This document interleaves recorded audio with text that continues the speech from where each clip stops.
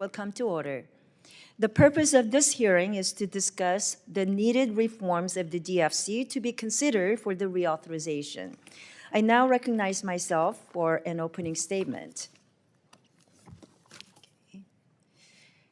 Again, welcome to the East Asia and the Pacific Subcommittee's hearing on reauthorizing the U.S. Development Finance Corporation. I want to welcome and thank our witnesses for joining us today as we discuss the future of the U.S. International Development Finance Corporation, or DFC, which is a vital tool of American economic and foreign policy. And I want to thank the witnesses, and thanks to your valuable input, the DFC was created through the 2018 BUILD Act, and it built upon its predecessor, the Overseas Private Investment Corporation, or OPIC, by integrating other development finance tools to better mobilize private capital. Despite being a younger agency, DFC has demonstrated a significant step forward in enhancing our nation's ability to promote private sector-led development in emerging markets, advancing the U.S. national security interests and status on the global stage, and strengthening communities and livelihoods around the world. When U.S. foreign assistance is used efficiently, it can have a great impact in advancing the U.S. national security and economic interests.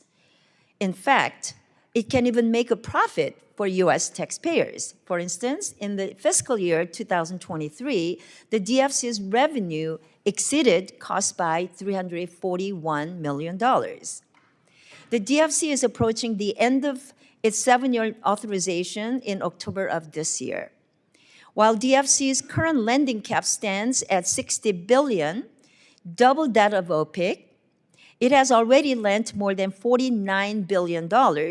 So if the current deal flow in the pipeline continues at this rate, the DFC will reach its lending cap before October, making this reauthorization process more urgent.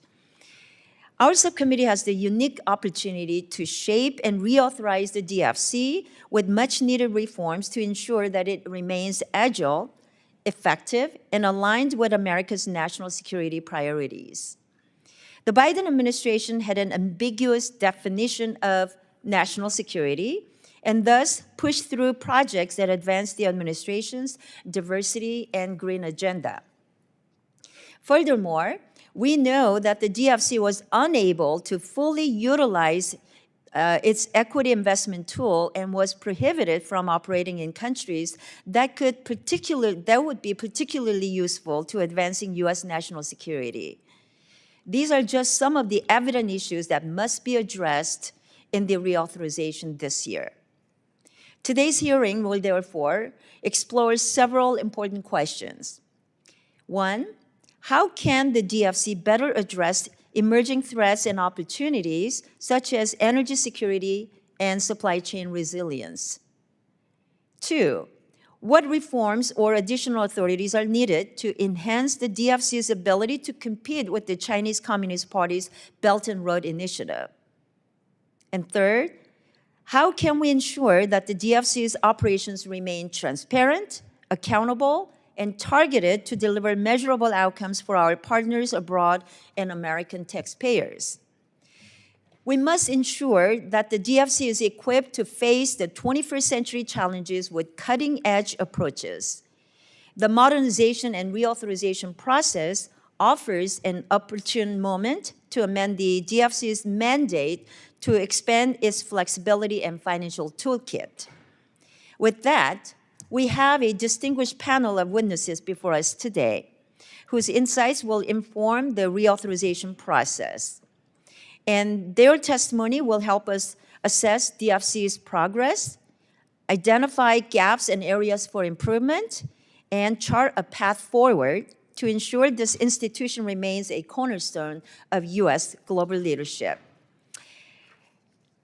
The chair now recognizes the ranking member, gentleman from California, Mr. Berra, for any statements that you may have. Thank you, Madam Chairwoman, for hosting today's important hearing. And also want to thank the witnesses for bringing their expertise before the subcommittee today. As the chairwoman mentioned, it's been less than 7 years since Congress passed and President Trump signed into law the BUILD Act, establishing the U.S. International Development Finance Corporation, or DFC. The DFC was created to modernize how the United States approaches development and better allow us to compete with our strategic competitors. The DFC was built to catalyze our nation's strength, namely our strong, vibrant private sector, which is the envy of the world. I also, since our former colleague and my good friend Ted Yoho is here, he was instrumental in putting that bipartisan piece of legislation together that passed with a big vote. And again, I think President Trump should be proud of his legacy in helping create the Development Finance Corporation.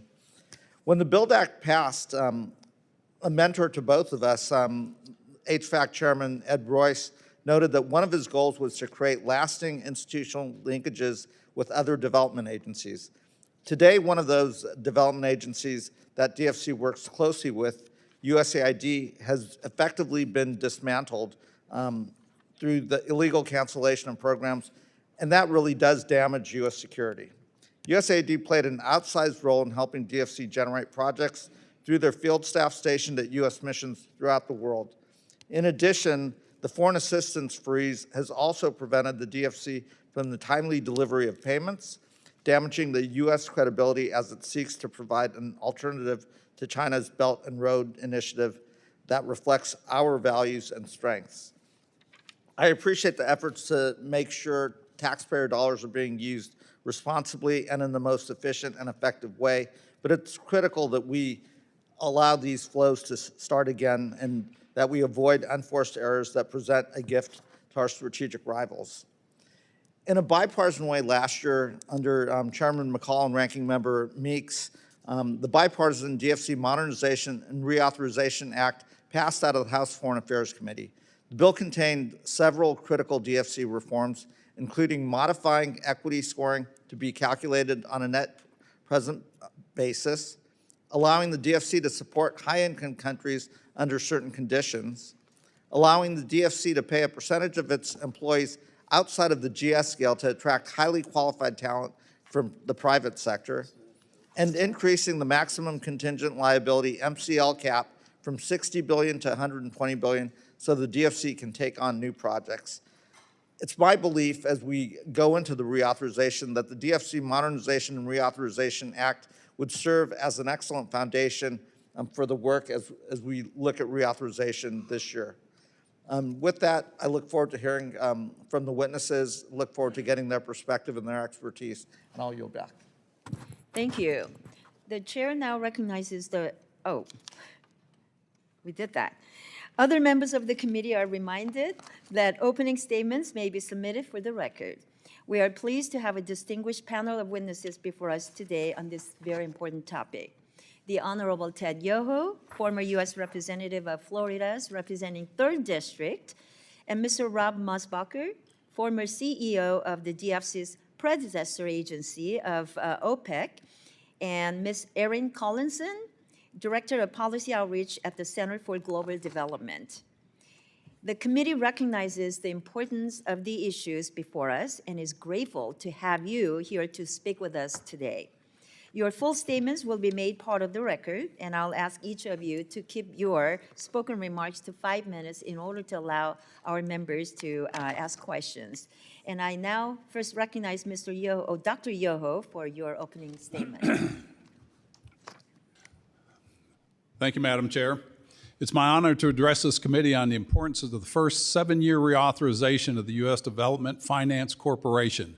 It's imperative that the DFC has a strong bipartisan prompt reauthorization for this important development tool so that it can fulfill the administration's goal of making America safer, stronger, and more prosperous. Excuse me. The DFC has the ability to develop the basic infrastructure projects needed in developing countries to increase the recipient country's economic situation by creating jobs, thus helping countries transition from aid to trade. This benefits the U.S. and its taxpayers by providing needed resources like critical minerals and opens up new markets for U.S. exports to recipient nations. The DFC is also the preeminent development tool to counter the Chinese influence in the developing world via the Belt Road Initiative. To date, China invested an estimated $1 trillion in 147 countries since 2013, compared to the U.S.'s $76 billion in 114 countries since 2019. The Chinese influence is gaining in countries around the world, while the U.S., ours is waning. China strategically invests in ports, mines, rails, roads, bridges, energies, telecommunications, and the procurement of all the minerals from rare earths used in our military jets to everything electronic, along with copper, gold, aluminum, and steel. These investments serve to grow China's economy by opening up new trading markets, strengthen their military from the increased revenues, corner the commodities on the world market, and they set the price. They leverage their influence against other countries to pressure them to their demands, including the U.S. This allows China to expand their communist ideologies and influences in the developing world. To date, the DFC has had some notable project success, but pales in comparison to the strategic investments the CCP has done. The Chinese require recipient countries to use Chinese state-sponsored businesses, workers, and engineers. They build Chinese hotels, restaurants, and they have very little impact on the local labor market. To be more competitive in a divided world based on ideologies, the U.S. should focus on developing infrastructure projects in strategic regions of the world to build economies and jobs while increasing trade and increasing strong alliances. I recommend some topics to be considered in the DFC reauthorization to make it stronger. First, I'd give the DFC more flexibility by raising country of eligibility from low middle income to middle upper income levels. This gives the DFC the option to do more projects strategically in regions that will strengthen our national security and increase trade. An illustration is the country of Panama, where the DFC can't operate due to these restrictions, yet China is heavily invested on both sides of the Panama Canal. Second, the maximum contingent liability, MCL, should be raised from $60 to $150 billion. Some are recommending up to $250 billion. That's going to be up to you guys. To enable the DFC to take on a larger, more impactful projects. By the end of 2024, the DFC has lent out over 90% of its MCL, as the chairman, Madam Chair, has recognized, meaning they could not approve any new deals until Congress reauthorizes and appropriates more funds. And I'd like to mention that the DFC doesn't give out 100% of its funds in grants. Over 90% are loans which are repaid, and for 2024, the DFC lent out over $57 billion in loan, yet operates with less than a 1% failure rate. Third, the scoring method the OMB, Office of Management and Budget, uses needs to be reinterpreted as intended by Congress. Presently, OMB scores any money lent by the DFC as a grant, which is a dollar for dollar and will never be repaid. It's more accurate to view these monies lent on a net present value that shows a positive return on investment. By scoring monies lent on a net present value versus grants follows Congress's original intent. And if OMB does not change their method of scoring, excuse me, it restricts the DFC's effectiveness and it cannot live up to its full potential. For the DFC to expand its reach and its impact and grow its capacity, it needs to have more boots on the ground overseas who can proactively identify new investments, and this will increase its efficiency, speed, and making investments. One last thing here. The DFC needs to be better integrated with other foreign development tools of the U.S. government. Grant-based programs such as those led by the previous USAID and MCC play a critical role in identifying and de-risking investments for the DFC, and this allows for the first investment to attract private equity. Not having these tools available would be a mistake, and lastly, the DFC can play a unique and leadership role in driving near and friend-shoring of highly strategic sectors and supply chains, such as rare earth metals and pharmaceuticals. Thank you, Madam Chair, and I yield back. Thank you, Dr. Yoho. I now recognize Mr. Mosbacher for your opening statement. Sorry for butchering your name. No, it's not the first time, and thank you. Chairwoman Kim and Ranking Member Barra, distinguished members of the committee, it's a great honor for me to have the opportunity to testify with respect to the reauthorization of the U.S. International Development Finance Corporation, and to be joined by my good friend Ted Yoho, with whom I worked closely in 2018. Having served 3.5 years as head of OPIC and having had the privilege since the passage of the BUILD Act to serve on the Development Advisory Council, which was created under the statute, I've had a chance to see firsthand the pluses and minuses, the strengths and weaknesses of the DFC. I'd say after monitoring the transition of from OPIC to the DFC and then observing the last several years of performance, I believe I can say without qualification that the DFC has not only been a huge improvement over OPIC, but has also been a huge success. The agency went from $3 to $4 billion of commitments per year to over $12 billion, and from a total portfolio of $29 billion to over $50 billion today. And over 70% of those projects are in low and lower middle income countries. And yet, as impressive as that is, it's still a fraction of the Belt and Road financings done by China over the past 5 years. The question is how to take the DFC to the next level. I believe that the committee did an excellent job of last year of addressing many of the areas that need to improve in H.R. 8926, and I hope you will continue to build on that base. But before reviewing those areas, I want to suggest what underlying objectives I believe should drive this reauthorization process. In my judgment, the DFC needs to be more proactive than reactive, more physically present in strategically important markets, and more willing to take on risks that clearly will lead to greater private sector investment. In order to achieve those objectives, there are several steps that can be taken in the reauthorization. First, the DFC needs much more flexibility in terms of the income levels of countries which the agency is eligible to do business. While I believe the principal focus of the agency should continue to be on doing deals in low and lower middle income countries where capital and credit is so scarce, I agree that changing the classification from World Bank income levels to World Bank lending levels is a step in the right direction. I also believe that giving the DFC CEO the authority to certify projects in upper middle income countries is a good change. A second essential change, and one that is a leftover piece of business from the BUILD Act, is to fix the way equity investments are scored to a net present value approach rather than treating them, those investments as grants. For decades, OPIC participated in private equity funds, so it's difficult, and always is senior secured debt. So they, for the decades that they had investments in private equity funds as debt, they nevertheless earned on a portfolio basis a 6% return. So I don't understand why budget officials seem to feel that there's no way of effectively evaluating risk when we have decades of experience of doing just that. A third area of needed improvement that can help expand the capacity of the DFC to compete for projects around the world is to increase the risk tolerance of the agency so that projects attract much more private capital.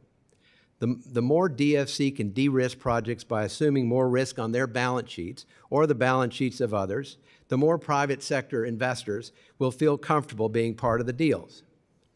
There are a variety of ways to do that, including concessional finance, blended finance, small grants and technical assistance, first loss grants, and sharing risk with other bilateral or multilateral financial institutions.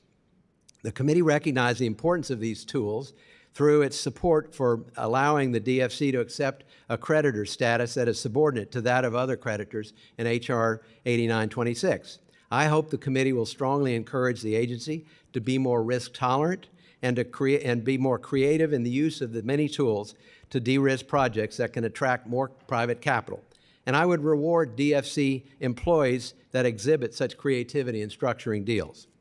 A fourth area to focus on relates to how to extend the coverage of the DFC to be more present in strategically important markets around the world. While the DFC could benefit enormously from opening some more offices in Latin America, Africa, Asia, and the Far East, the quickest way to expand their presence and improve their market intelligence is to team up with other like-minded multilateral or bilateral financial institutions. A perfect example is to team up with the private sector arm of the Inter-American Development Bank called IDB Invest. IDB Invest has offices in virtually every country in Latin America and the Caribbean, and has much greater access to the kind of deals that the DFC could help finance, particularly in the critical minerals as well as hard and soft infrastructure areas. I might add that IDB Invest has 300 people on Latin America and the Caribbean areas. We have 2 from the DFC. And that may be one more than there actually is still working. So we believe that it would be much better if we can expand presence by teaming up with like-minded institutions. It's also important to recognize the role that USAID missions have played in helping drive economic growth, trade, and investment initiatives through programs like Power Africa, Prosper Africa, and the African Growth and Opportunity Act, AGOA. Finally, despite all the aforementioned improvements that can be made to the DFC, these will all come to naught if businesses that would like to deal with the DFC decline to do so because it takes too long to process deals. Unfortunately, this is happening way too much. Consequently, I would urge the committee to sit down with the DFC to see how to streamline and improve and accelerate the processing of deals, and I believe that should include a review of the current $10 million threshold for congressional notifications. I'd love to see it increase to 50 or 100 if possible. So, Chairwoman Kim, Ranking Member Barrett, distinguished members of the committee, thank you very much for your time, and I look forward to answering your questions. Thank you, Mr. Mosbacher. Now I recognize Ms. Collinson for your opening remarks. Thank you. Chairwoman Kim, Ranking Member Barrett, and distinguished members of the subcommittee, thank you for the opportunity to testify today. I'm Erin Collinson, Director of Policy Outreach from the Center for Global Development, a nonpartisan think tank based here in D.C. The views I share today are my own. I want to start by noting, as my colleagues here did, that the BUILD Act establishing the U.S. International Development Finance Corporation was an impressive bipartisan achievement. Credit to those, including the 2 witnesses to my left, who noted that despite the size and strength of the U.S. private sector, the U.S. government was falling short in deploying strategic, efficient development finance and proposed a solution. In just 5 years, DFC's portfolio has doubled to nearly $50 billion, reflecting strong demand for its expanded authorities. And today I want to share 4 recommendations for DFC's reauthorization. First, reauthorize DFC promptly. I commend this committee for starting that process in earnest last year with a bipartisan bill and for holding this hearing.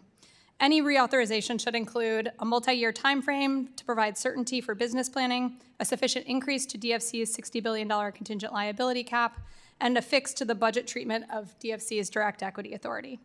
But I want to emphasize that timely reauthorization before October is critical. As a development finance institution structuring multi-year financing deals, DFC requires market confidence and operational certainty. Delays could disrupt DFC's deal pipeline and harm America's competitive position. Second, maintain a strong development focus. While I understand there's interest in affording DFC greater flexibility when it comes to country income restrictions, DFC's investments have the highest likelihood of delivering impact in lower income countries where lack of access to private capital represents a binding constraint. In the Indo-Pacific, DFC has, for instance, provided direct loans to water operators in Cambodia, taken an equity stake in a business-to-business healthcare company in Vietnam, and offered portfolio guarantees to financial services groups in Laos in support of the U.S. government's Countering PRC initiative. The BUILD Act set out a mission for DFC to advance development outcomes and achieve foreign policy objectives. These need not be mutually exclusive, but DFC should focus on crowding in private capital where it is scarce, not crowding it out where it is abundant. Congress should reaffirm DFC's development mandate and urge the agency to adopt a higher bar for investments in more advanced economies. Third, encourage continued transparency and accountability improvements. My former CGD colleagues, Todd Moss and Ben Leo, who were among the early voices calling for a full-service development finance institution in the U.S., once had to, with the help of an industrious research assistant, manually create a database from PDFs to analyze the portfolio of DFC's predecessor, OPIC.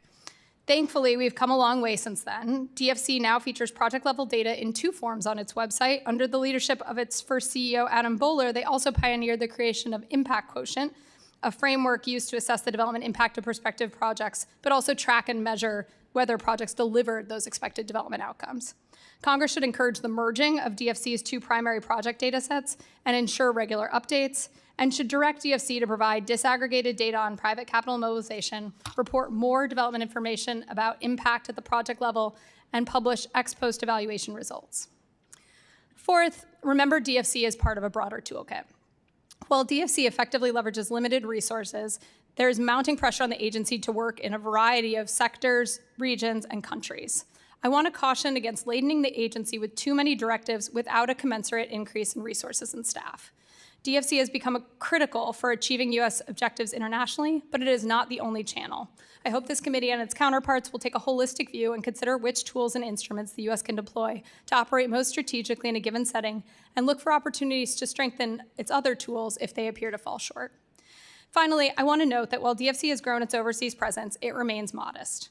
Part of the vision for DFC was to leverage the U.S. global footprint, particularly by working with USAID mission staff who have often served as DFC's boots on the ground. The BUILD Act mandated coordination between these agencies, and recent actions to dismantle USAID will make DFC's job harder. In closing, this committee has a significant opportunity to build on a bipartisan win by advancing a timely reauthorization that addresses core issues, reinforces DFC's development mandate, encourages accountability, recognizes DFC's position in our broader development and foreign policy toolkit. Thank you again for the opportunity to appear today, and I look forward to your questions. Thank you, all the witnesses. I now recognize myself with 5 minutes of questioning. The DFC certainly has demonstrated its ability and its effectiveness to use our taxpayer money very wisely. As noted in my opening statement, in the fiscal year 2023 alone, the DFC's revenue exceeded costs by $341 million, and that is the money returned to our U.S. Treasury.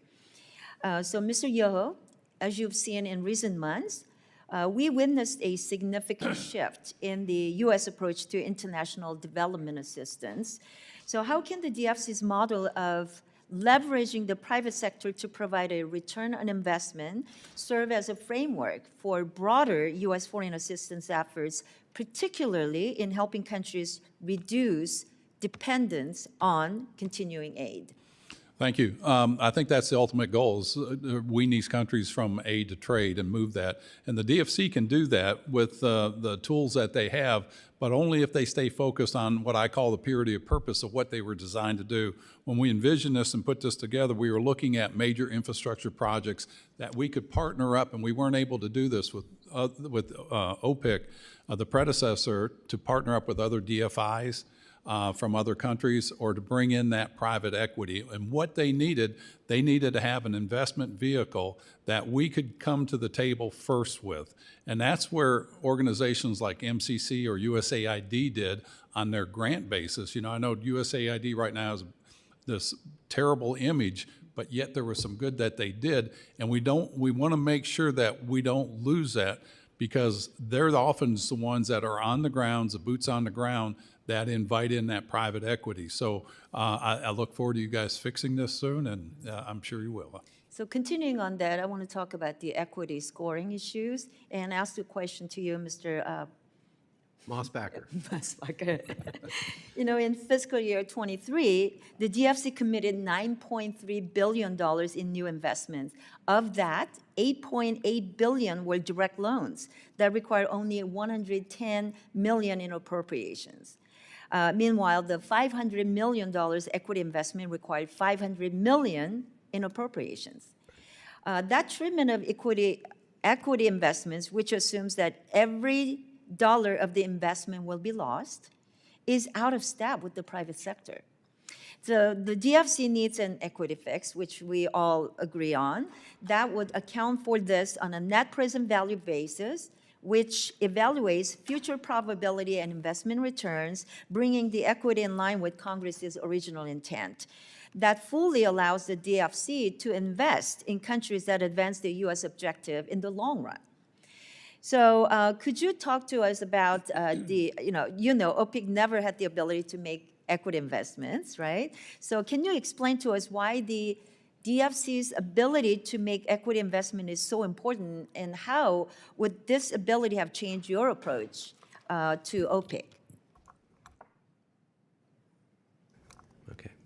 Well, yes. I mean, we did not have the authority to do equity investments, and it actually cost us in terms of many deals. Even going into private equity funds, which OPIC did for years as senior secured debt, we were sort of the skunk at the party, because when you exited those funds, OPIC came out first, got its principal back plus interest before any of the other investors got a return.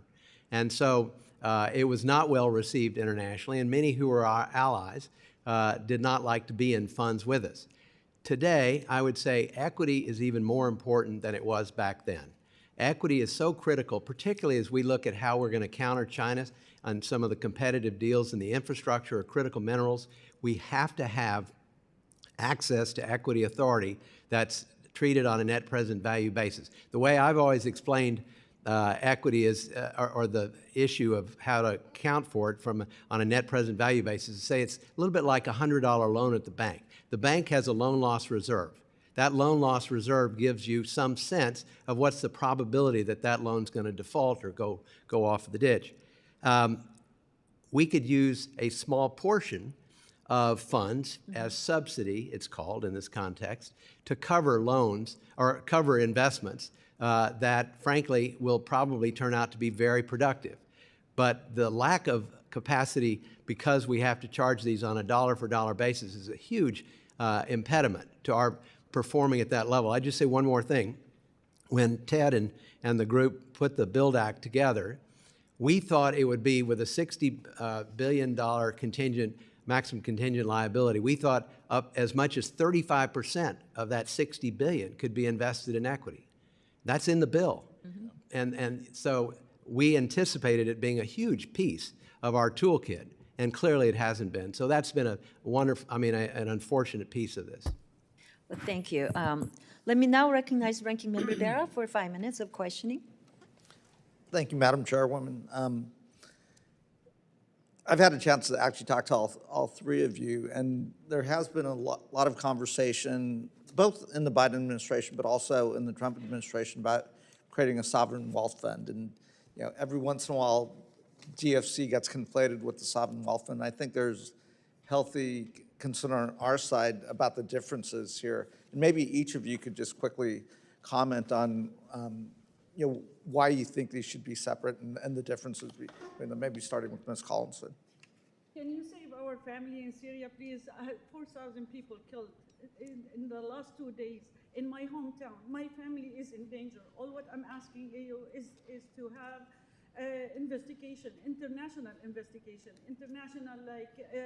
we need protection. Our people are in danger right now. My family is in danger. I'm here standing in front of all of you just to ask this simple question. Please, we need help. We need help. You are our only hope in this matter. Please, I have evidence. I have letter for all of you. I can give it to you. If this is, I'm sorry, but I'm so desperate. That's why I'm here, just to see every one of you. The committee will come to order. Thank you. Please proceed. Ms. Collinson. Yeah, thank you. My view is that should the U.S. move forward with creating a sovereign wealth fund, that it should be separate and distinct from DFC. While sovereign wealth funds can operate with a range of objectives, typically profit is a core motive, and DFC, must practice sound financial management and good stewardship of taxpayer dollars. As the chairwoman noted, that in some cases means sending profits back to the Treasury, but the promise of market competitive returns is not what drives investment decisions. I also think that just practically, between existing statutory requirements and strong congressional interest and oversight, that the effort to retrofit DFC in some way or pursue a substantially different model of operation would run into real challenges. Mr. Yoho. I like the idea of a sovereign wealth fund. I don't like the idea of it being tied into the DFC. I think it clouds the mission. I think it gets messy, and I think if you want a sovereign wealth fund, create a separate one. Let the DFC focus on what it was designed to do. And I agree with what they said. Right. Here's another question. I actually don't know the answer to this. Are public pension funds, as they're looking, we have some very large public pension funds that are looking for investment vehicles, potentially, are they able to, operate like private equity, maybe Mr. Mosbacher in the DFC? Yeah, so here's the way I think of public pension funds, particularly in countries in which the DFC is doing business. If we de-risk projects enough so that you attract serious private capital to those deals, and you start to build out infrastructure projects with that kind of participation of the private sector, once those projects are operational, then at that point you have a chance to sell a package of assets to a pension fund that would be willing to take an 8 or 9% blended return. And that's where we should go, because that will dramatically increase the traffic in terms of projects and pipeline and all that sort of thing. And I have that as a hope and dream, and I don't think it's too far-fetched. And is that something that we'd have to do legislatively, or do they currently have the authorities? No, all we need to do is encourage the DFC and others to be more creative about risk-taking. Great.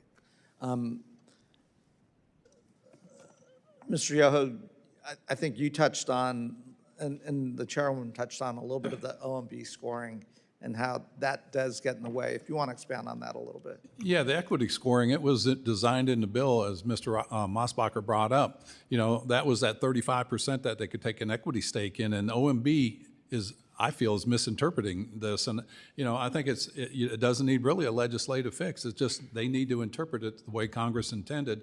And I think if you do that, if you put the pressure on them, they'll have to do it. This is an investment vehicle that's going to make this country stronger. It's going to make the people we invest in stronger. And it falls into that making America stronger, safer, stronger, and more prosperous. And then, Mr. Mosbacher, other vehicles that are obviously out there in terms of multilateral development banks, like the World Bank and so forth.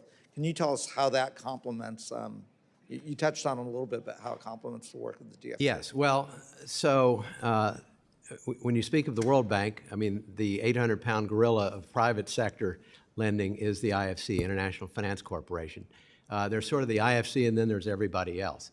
But the everybody else matters. So teaming up, like I mentioned, with IDB Invest, I think brings deals in, gives us much better market intelligence, allows us to share risk, so we leverage dollars much more effectively. And so I think it has all pluses. And so I would recommend that not just in terms of Latin America and the Caribbean, but also Africa, Asia, the Far East. Great. And again, it does seem like we've got a number of tools in our toolkit to compete effectively. We've got those tools in our toolkit to work with like-valued allies, others that share our values. And again, we don't have to compete with competitors like the PRC and the Belt and Road Initiative on our own. We certainly can do this and develop those markets. So again, let's strengthen these institutions. Now we can, and with that, I'll yield back.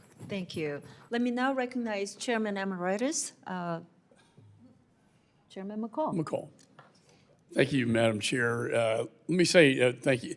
Mr. Mosbacher, great state of Texas. Yes, sir. Appreciate your service and your father as well, being Secretary of Commerce. And Ted, great seeing you again. You are our champion in this area. This is your legacy. It's your baby, the BUILD Act, the Development Finance Corporation. I know you, of all people, have been very frustrated at the implementation, which I would argue did not follow Congress's original intent. So let me ask you this. As the author of the bill, we reauthorized the DFC last Congress. The Senate, of course, did not pass it. But as you pointed out, it really just, all it needs is an interpretation by OMB to fix this problem. The BUILD Act of 2018, 22 U.S.C. Section 9621D, equity investments says the corporation is authorized to make equity investments. And it goes on to say at the end, the corporation may not own more than 35% of the outstanding voting stock or other voting interest of any entity. As the author of this bill, what is your interpretation with respect to the equity investment provision? I think it's crucial. I mean, it really increases the leverage that the DFC has, and it also brings in that much more of private equity, bringing that into that without using the way it was designed. They're really hamstringing this, and it's not going to reach its full potential if OMB doesn't change how they interpret what you just read. I think it's a misstep by OMB, and I hope they see the errors of their way and really utilize this thing. If you think about where it was started with, OPIC, you know, that was where we kind of built this model from, and Rob was great at working with us. They were authorized or appropriated $65 million, I think it was in 2014, but they returned $265 million. Take that same concept and put multiple factors in there of what we can do, the return to the American taxpayers, something that's pretty much self-funding. And See, let me say, I mean, on my time, I think it not only is a great return for the American taxpayer, but it counters our adversaries, particularly China and Belt and Road, which we are failing. The DFC was not implemented properly. It went off on, just like USAID went off on, you know, programs that had nothing to do with the core mission, like drag shows and the like. And now, because of that black eye, it makes DFC even more imperative that it succeed. But I want to get on the record here today so that if we have the same problem we did last Congress and the Senate doesn't pass this, we do have the fix right here from your testimony. And that is, was it your intent when you authored this bill that the scoring be at the net present value? absolutely. No There's question. no doubt about that. And I don't know if Rob or Mr. Mosbacher. Yeah, just to elaborate, it seems like the authorizers and appropriators are generally in agreement it should be on a net present value basis. But then when we bring the Budget Committee and the CBO and the OMB into the conversation, we're at a deadlock. So I would just plead for creativity. We're not exposing the taxpayers to undue risk. And as you indicated, I mean, this is an agency that's been self-sustaining for years, has made money for years, partly because they've been so conservative on their risk appetite, which we're asking them to loosen it up a little bit. But we need, I think, a meeting of the minds among the jurisdictional folks on the Hill. And I agree. So, Madam Chair, I hope we can pass this, and I hope the Senate wakes up and pass. It's vitally important. And I think the Senate SFRC, they recognize this as well. Hopefully we can pass it. If not, I think we have the answer right here before us. Last question, Mr. Mosbacher. I've never understood the idea that a country like China can self-designate as a developing nation, therefore qualifying for low interest or zero interest loans. That defies logic and reason. It also allows them to fund the Belt and Road initiative, where they then take the money and use usurious interest rates on truly developing nations. What are your thoughts on that? Well, my thoughts on that are they probably wouldn't be as successful as they've been if there was anybody else on the field to contest it. But there's not. So we haven't been around. We haven't been on the field. And I would argue, and I know I sound like a broken record here, but I'm a private sector guy. I've spent all my life in the energy industry. And, you know, I look at deals and look at what the risk is in that country of doing business there. And if it looks too great, I'm going somewhere else. So I guess what I'm saying is this agency can take more risk, and we can find more ways of reducing the risk such that you have more private capital and there's an alternative to China. Thank you. I yield back. Thank you. I now recognize Representative Sherman for his 5 minutes of questioning. I want to join the ranking member in praising USAID and the shuttering of USAID and its termination of foreign assistance projects could very well harm DFC, which has relied on USAID mission staff to help generate projects. Ms. Collinson, does the shuttering of USAID cause a problem? Yes, thanks, Congressman. I think it does. Obviously, USAID and DFC share a development mandate broadly, but they have a very different model. And, whereas USAID provides complementary grant assistance, and historically, the largest share of the agency's funding has supported humanitarian response and global health services. They have really played a critical role where DFC's overseas presence has been lacking, and they even set up, helped stand up DFC's mission transaction unit, which has been key to deal origination, but also sort of helping to monitor and track deals. There's some people who were even on the committee last, when we dealt with USAID, who attacked USAID for having tourism development projects because they thought U.S. aid had to be just food. They didn't realize AID stood for development, or Agency for International Development, which of course includes tourism. I've been involved for at least a couple decades in this with Mr. Mosbacher. Wrote the OPIC reauthorization bill in 2007, which the House passed and the Senate didn't, thus proving the wisdom of Nebraska in having a unicameral legislature.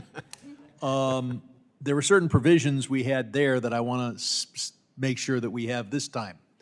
One of those is a requirement that the private sector entities that are substantially involved certify that not only they, but everyone in their corporate family is abiding by U.S. sanctions, particularly those on Iran.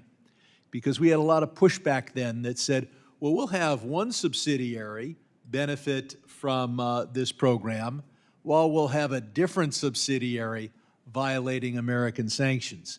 And so we need to have whichever entity is benefiting from the program, whichever private sector entity, certify that none of their sister corporations, parent corporations, or subsidiary corporations, or nephew corporations are violating our sanctions on Iran. Would that pose a problem in making this an effective bill, Mr. Mosbach? No, sir. Good. We also had a provision in there that I don't know is still relevant, but it wouldn't hurt to put it in, to not fund an anti-Armenia railroad, defined as a railroad that jogs around Armenia, connecting Georgia and Azerbaijan. We had that, I believe, in the bill or in your regulations. Did that cause a problem, Mr. Mosbach? Not to my knowledge. Good. We also had provisions, I believe, that were in current statute dealing with companies not boycotting Israel. Was that a problem to carry out? No, sir. And at times, the board has had at least one member from organized labor and one member from small business.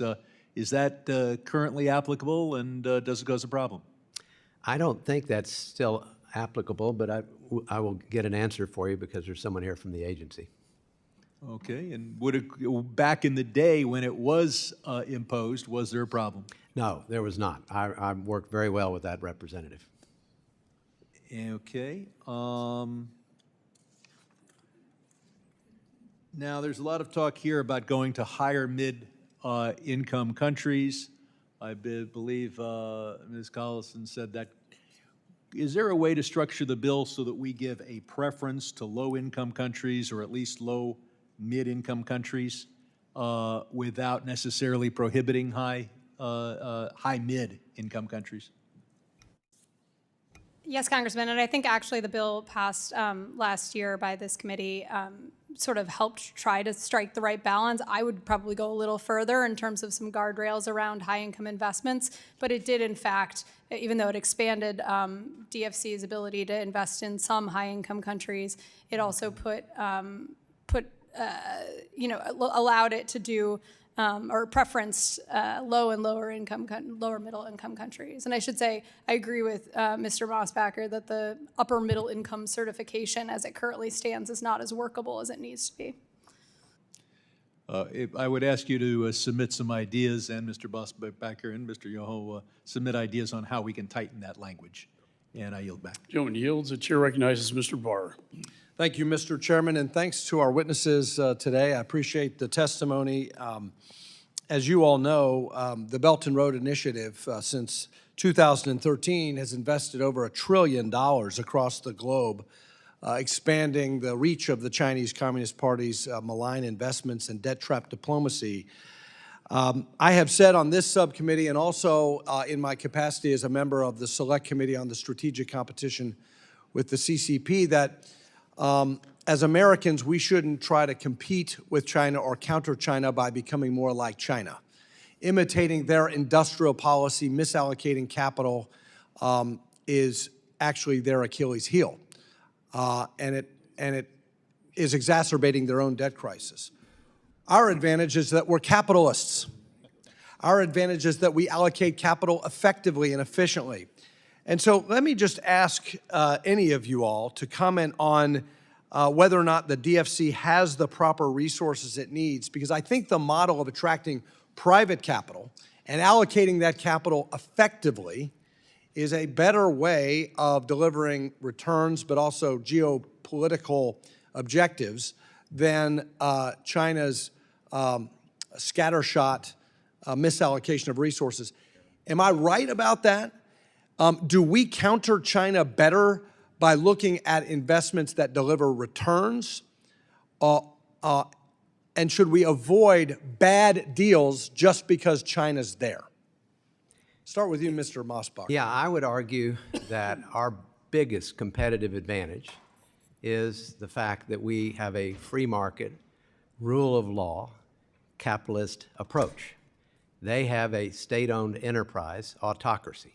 They don't have to make returns, although they like to be repaid for their money. But we have no business emulating the Chinese in terms of any investment model or structure. So I think we play to our strengths, which is entrepreneurial capitalism. Ted, good to see you. My former colleague, Congressman Yoho, great work on the BUILD Act. Appreciate it. Let me ask you to comment on the equity scoring piece.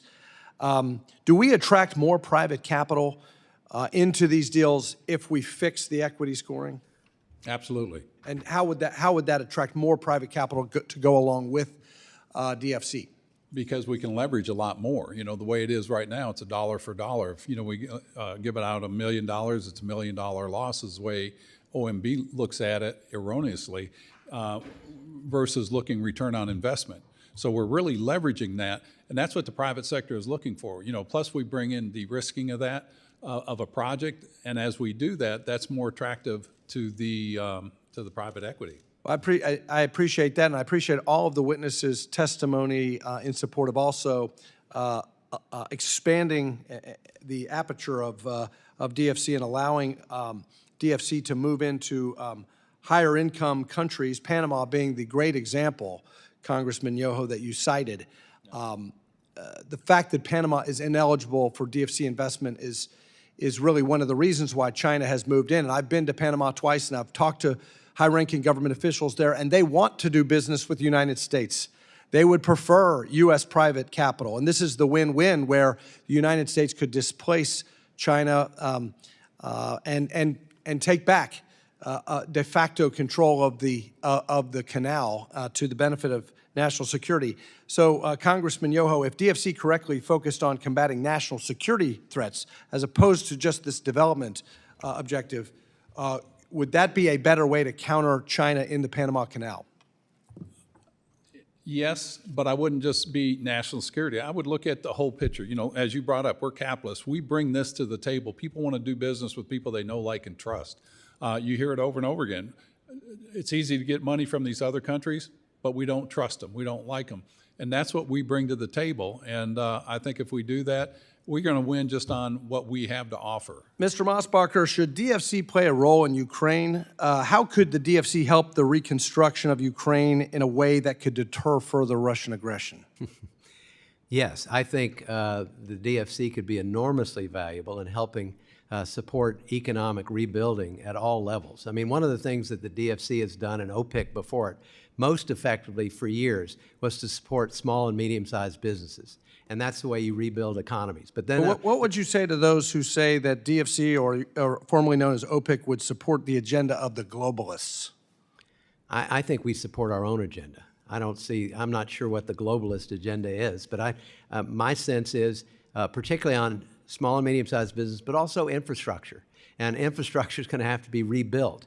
But the DFC is as good as anyone in the government at knowing how to do this. Thank you. I yield back.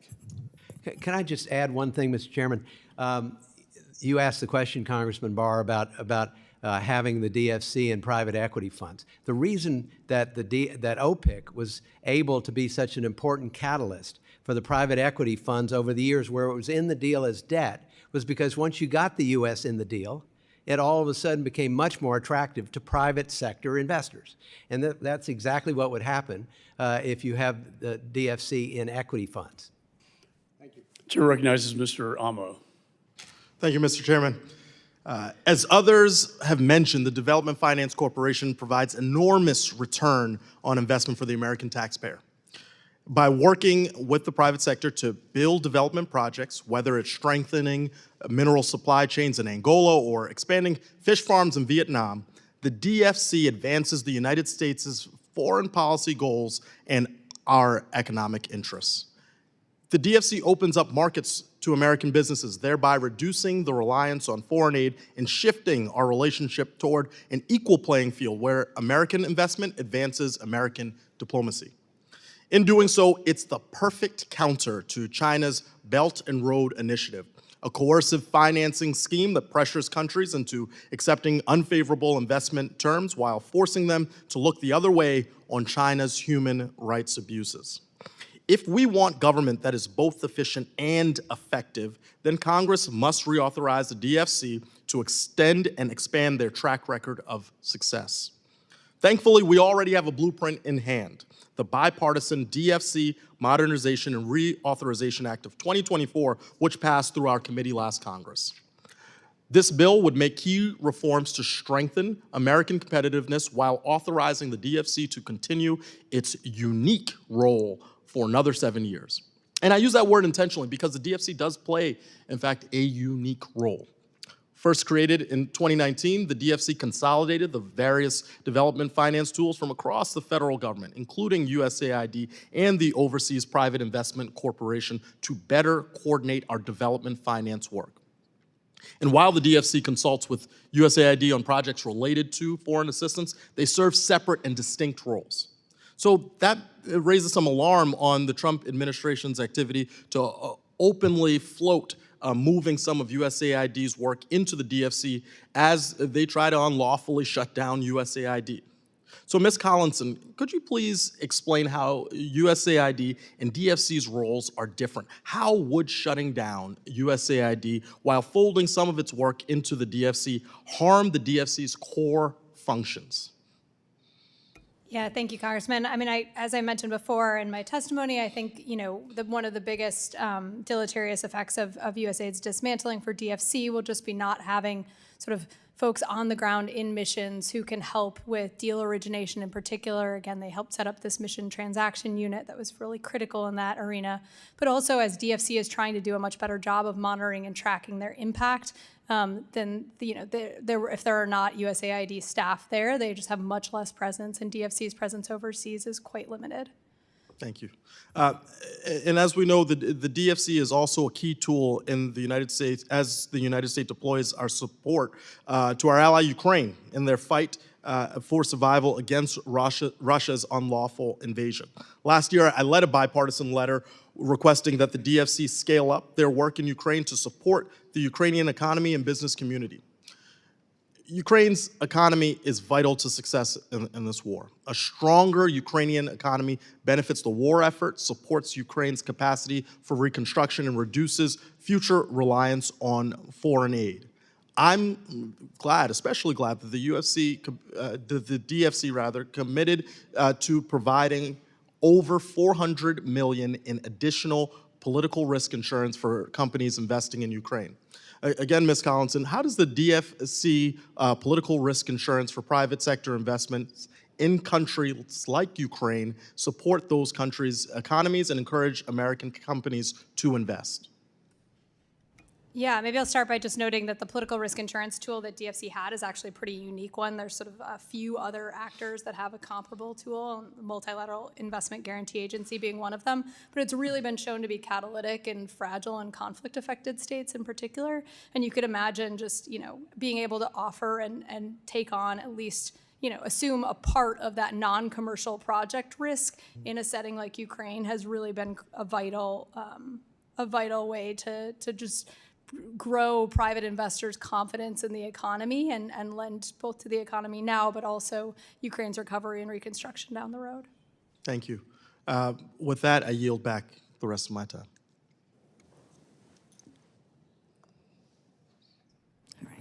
Thank you. I now recognize our Vice Chair of the committee, Ms. Representative Reauthorizing, for 5 minutes. Thank you, Madam Chairwoman, Ranking Member Bera, Talo Falaba. Good afternoon.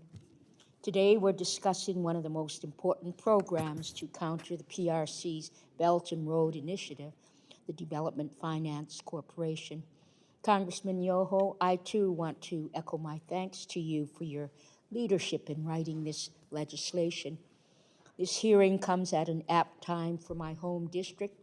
As I've stated in previous hearings, American Samoa is now surrounded on 3 sides by other Pacific Island nations that have signed major deals with the PRC.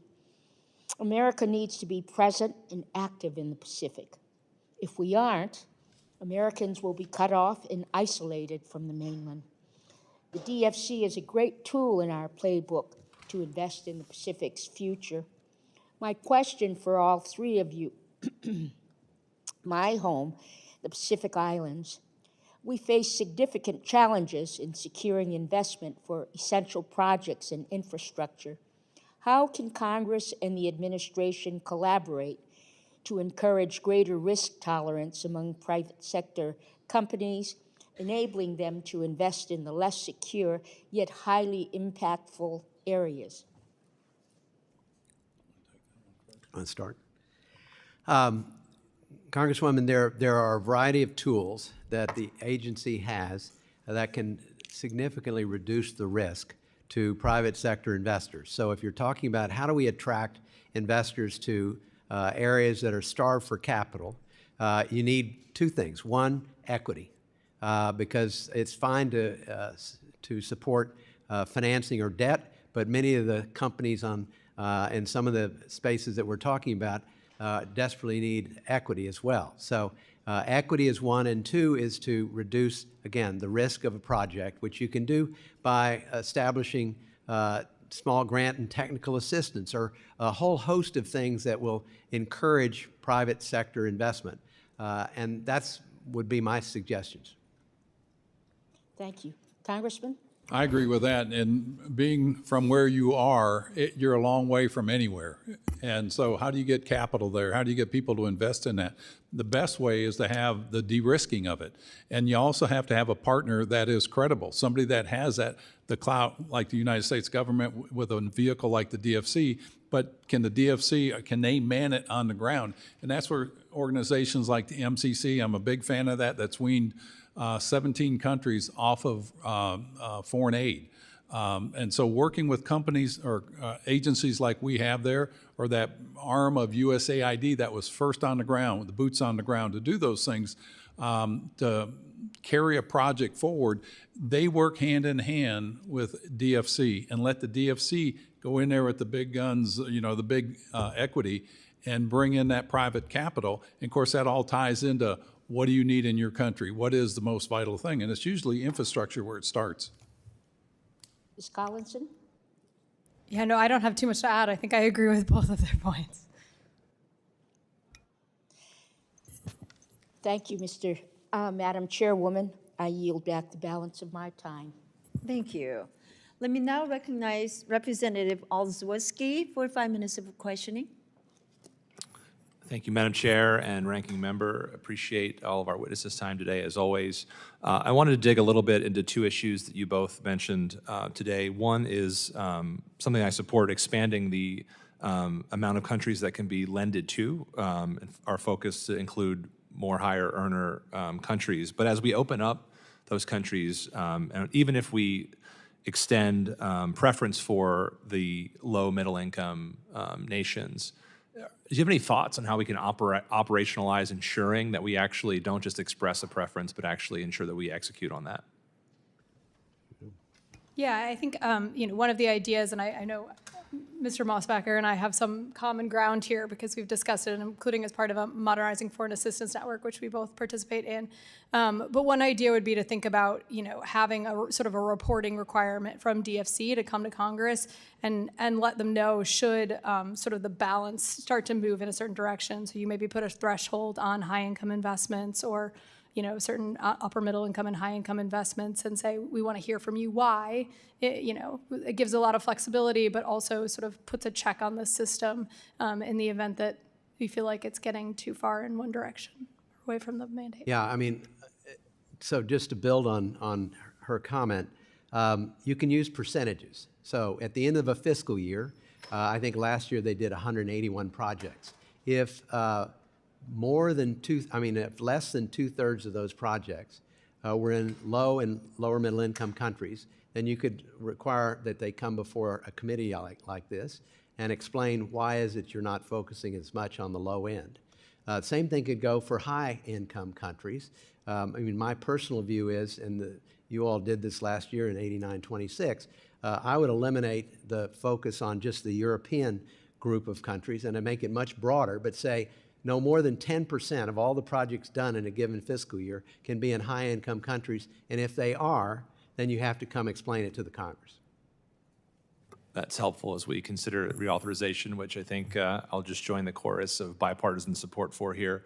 I also wanted to just pick up a little bit on the conversation around USAID and actually turn a little bit to workforce at DFC itself. I know that in fiscal 25, there was a goal to expand the U.S. workforce up to 700 staff.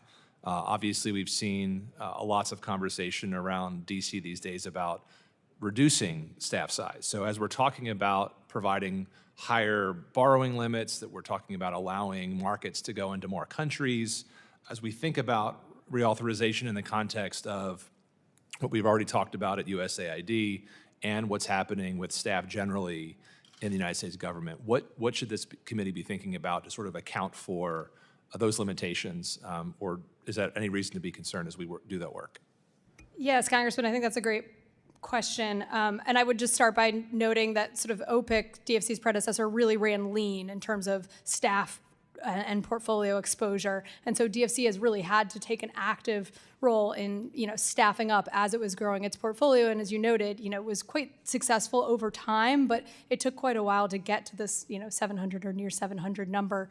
And a lot of those roles that they're hiring for are not the sort of typical federal workforce position. So, something like underwriting capacity, you can make quite a bit of money in the private sector doing that. And so being able to recruit those people and the right people to do this work takes time. And I think it's really then important to ensure that those, the folks that they have hired and that they have the ability to continue to hire if we want to have the kind of ambition for growth at the agency. I agree with that. You got to have the boots on the ground to be able to, start a project.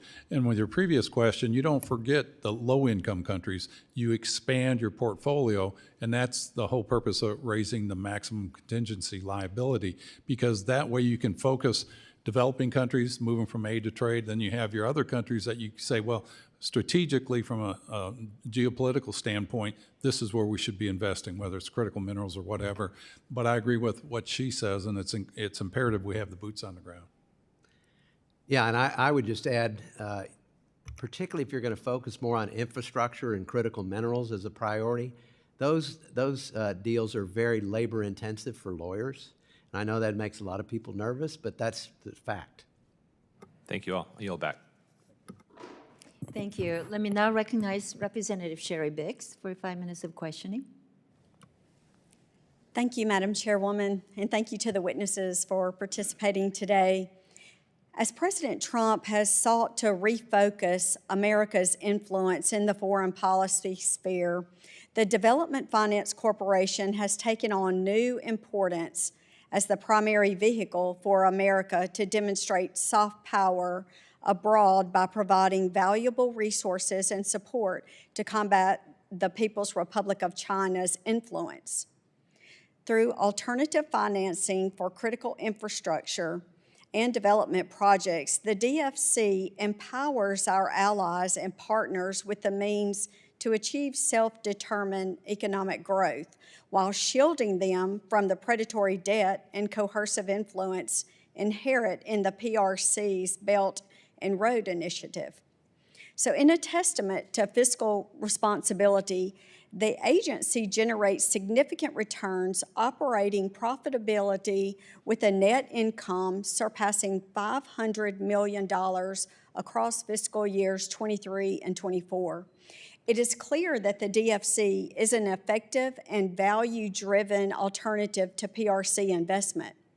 However, the DFC's current operational framework presents certain limitations.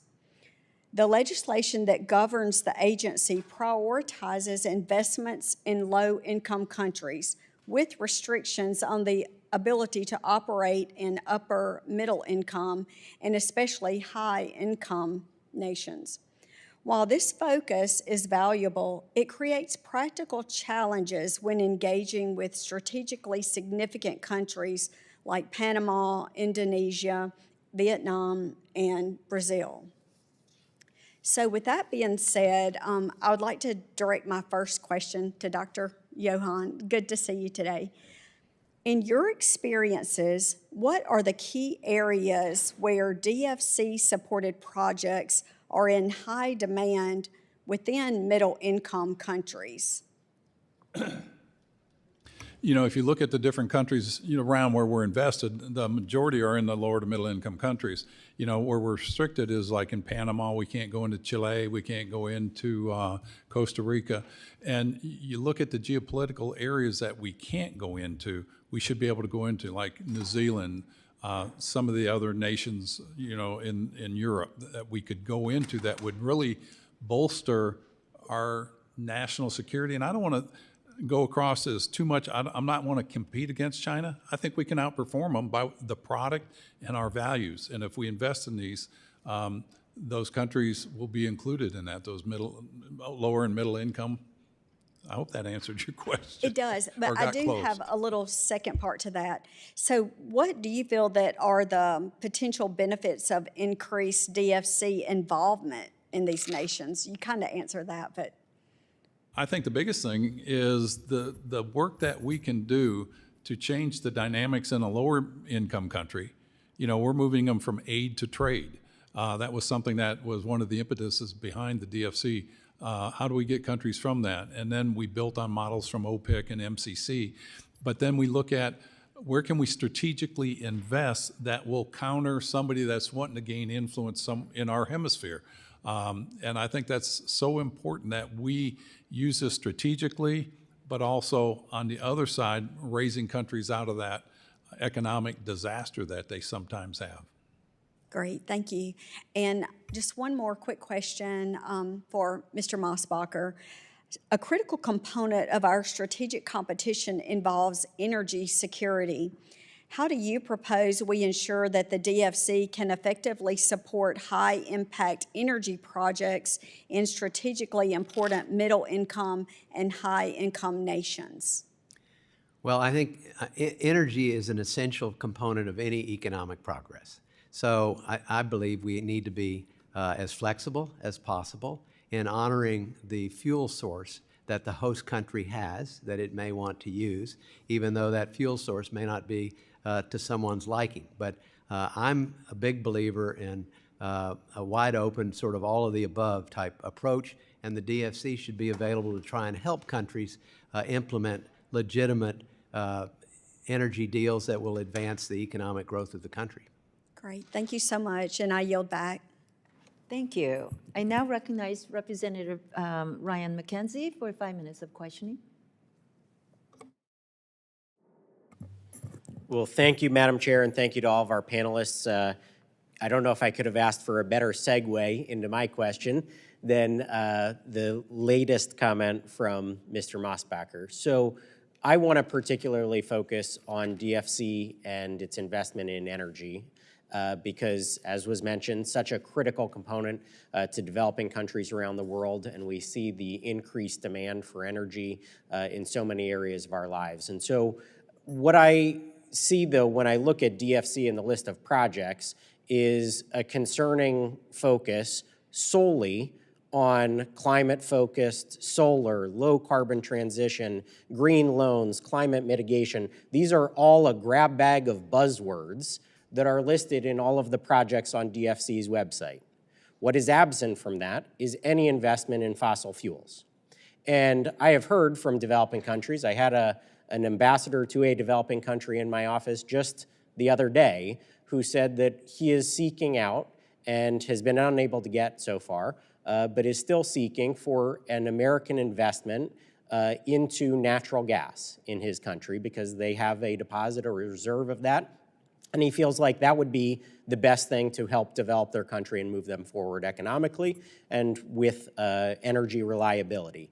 So when I look at the DFC's website, though, my concern only gets worse when I look at the criteria that is laid out from 2024, April of 2024, the environmental and social policy and procedures.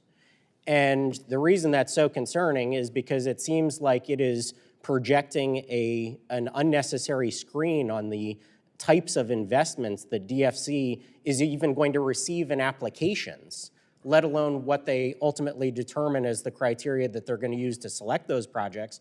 But you're just, with that messaging and that criteria alone that is laid out there, you are going to stop people from even coming to DFC with these potential types of projects.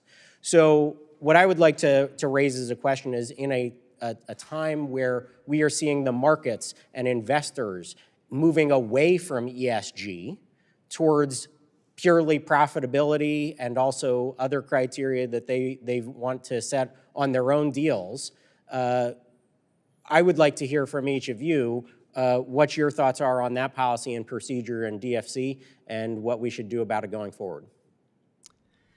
Well, let me start by saying that when I said each country should have the right to choose what type of fuel source they use, I was suggesting that if a country's sitting on top of a bunch of natural gas, they ought to have every right to try and build a natural gas-fired power plant. And, but I don't think the DFC is automatically opposed to that. I think, in fact, each administration has priorities. The last administration had prioritization of renewable energy sources. This administration can move towards a more balanced approach, and I would recommend that. In terms of the comment you made about standards, I agree we can overdo it. I do think sometimes some of the standards we have probably run some companies off. But I also believe we have to find the right balance. In other words, if we go in and make a mess of a country because we've not abided by just reasonably balanced approaches in terms of the environment or impact on the people that may be displaced by a project, then we're sort of cutting off our nose to spite our face, or we're undermining our effectiveness. So I think you need a balance in there. And in terms of energy source, I'd be for mostly whatever they want in their country. Along that, I agree with that, but I think when you're looking at the DFC to go into a country, you're looking to build an economy in the developing countries. The primary thing they need is infrastructure. The primary infrastructure is energy. You can't build manufacturing or any of that unless you have a reliable baseline energy, and you're not going to get it on solar and wind. They can augment it and supplement it, but you need to go and meet the resources within that country, help them develop it responsibly. And so I think that's what we should focus on. Yeah, I mean, I would certainly hope that DFC doesn't rule out renewable energy where those are a good source. I will say I agree that I think where lack of energy access is a real challenge, where there are places in energy poverty in low and lower income, middle income countries, they need energy to be able to run an economy. And so we shouldn't be ruling out natural gas, particularly when that's a fuel source we use regularly at home. Great, well, thank you. And I appreciate Mr. Mosbacher's comment, particularly around the balance.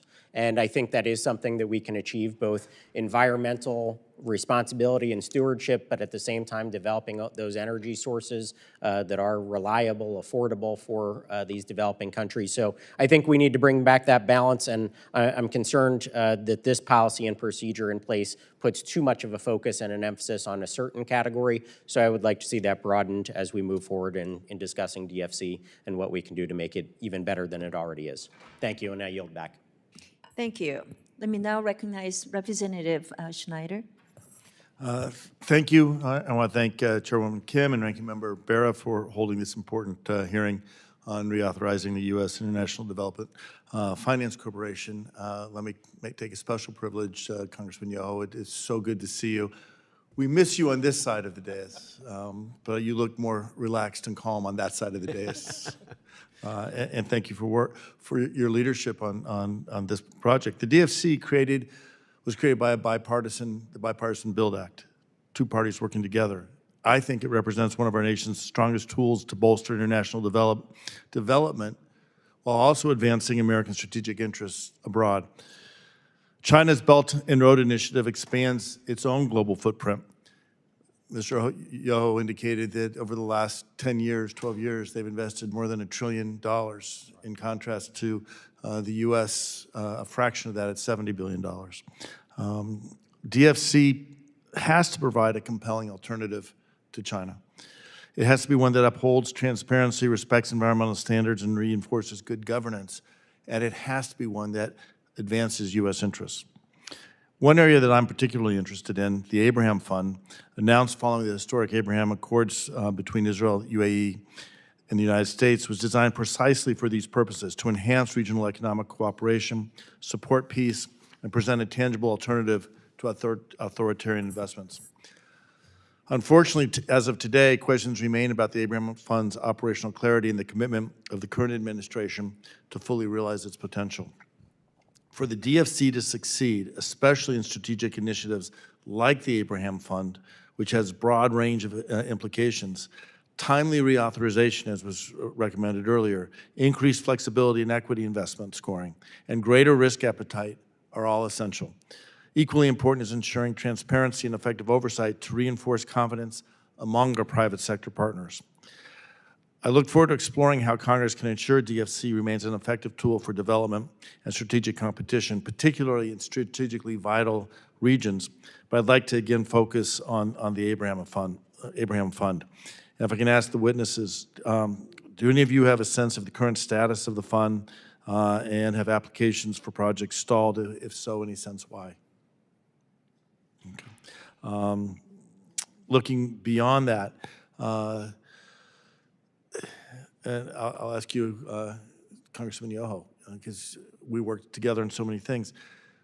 How important is having the soft power of a program like the DFC to promote not just American interests, but American relationships around the world, specifically in the context of China's efforts to expand and increase its influence around the world? Oh, it's vital.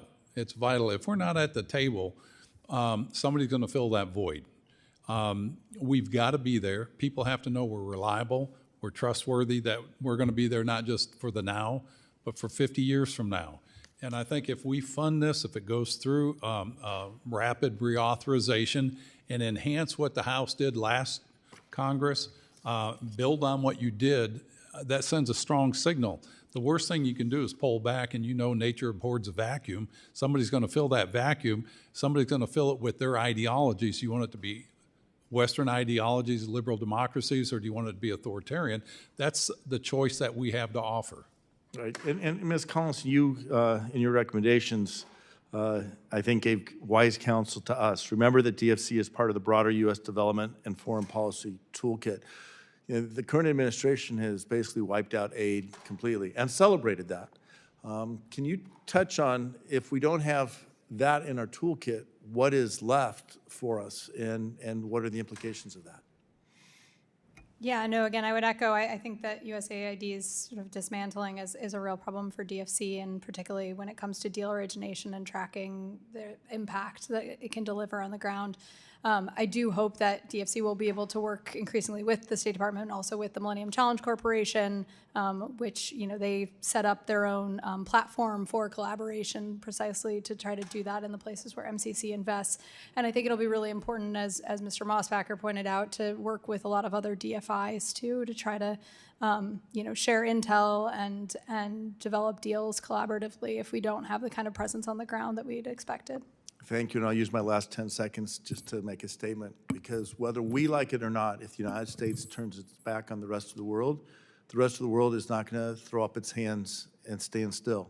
they'll proceed forward, and China will lead the way, and they will lead it for their interests of China, as you said, Mr. Yoho. We need to engage with the rest of the world, and the United States created the American century in the last century because of our engagement, things like the Marshall Plan and other work. We can do things no other nation is able to do because of who we are, because of our values, because of our philosophies and our systems. And to turn away from that, I think, is a grave mistake. I hope we can turn the other way. I yield back. Thank you very much. I would like to recognize Representative Zinke for your 5 minutes of questioning. Well, thank you for coming. So a couple things. One, I agree with flexibility. I agree with equity. I'm not sure percentage I would agree with you on. I think it should be aligned with the policy of the United States, or the executive and the Congress. So it is that from where our policy is driven and should be driven. So a couple things. USAID's come up a lot.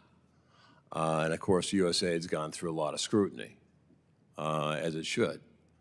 But when you have transgender medical clinics in India or condoms for Taliban, and we can go through the list after list after list after list. So some of it then is spread to you because you have a relationship with them. So on your loans, do you have a single database? Because when I was in Interior, I went in and I canceled every loan until I could figure out where they're going. It took us a while. And we're seeing the same thing with USAID canceling it.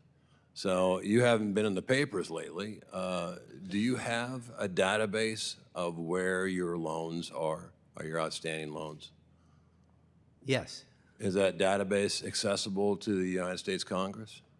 it should be. I believe that there are some platforms like the FATA.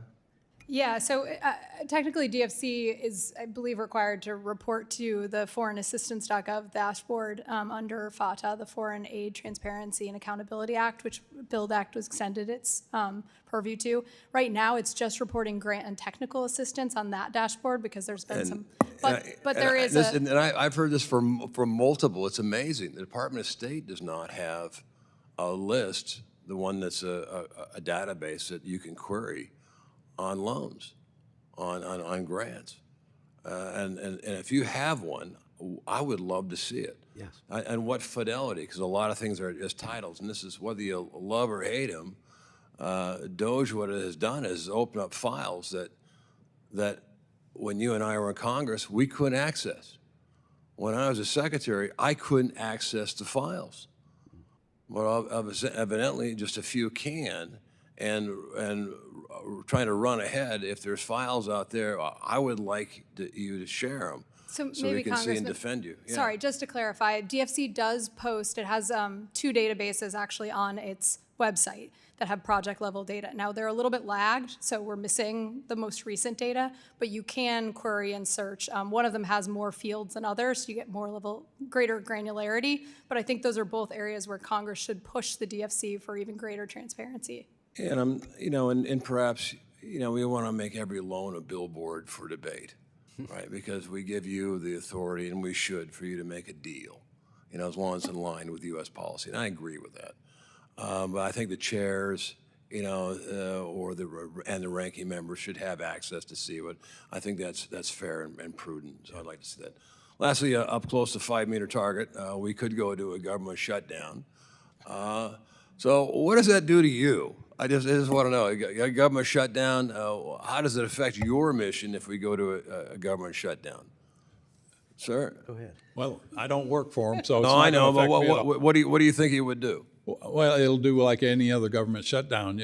You press a reset button, everything's got to start all over. All those contracts that were negotiated, if the government shuts down, they have to renegotiate all those contracts. It's a waste of money, and let's hope we don't do that. And as far as the oversight, all those loans are on a book somewhere, and the Inspector General, and they have a board of people that approve these things. It's up to Congress, when you get the Inspector General report, to hold them accountable. We always talked about transparency and accountability up here. It's happened under this administration, And if you don't like what they did, shame on us because we didn't act. It's happened. We can't change that. Let's move forward and make it better. Well, and Congressman, if I could just add to that. Businesses have every right to understand there needs to be some certainty and predictability about contracts they have. To the extent that we have a stop and start funding system in our government that impacts private sector partners of our government, it damages our capacity to attract new business. I agree. Well, I'm hoping we're at that point. And with that, I wish you a lot of luck. I know you have a lot of influence on there. And for the record, I do agree with the program, but it needs greater scrutiny, like anything else.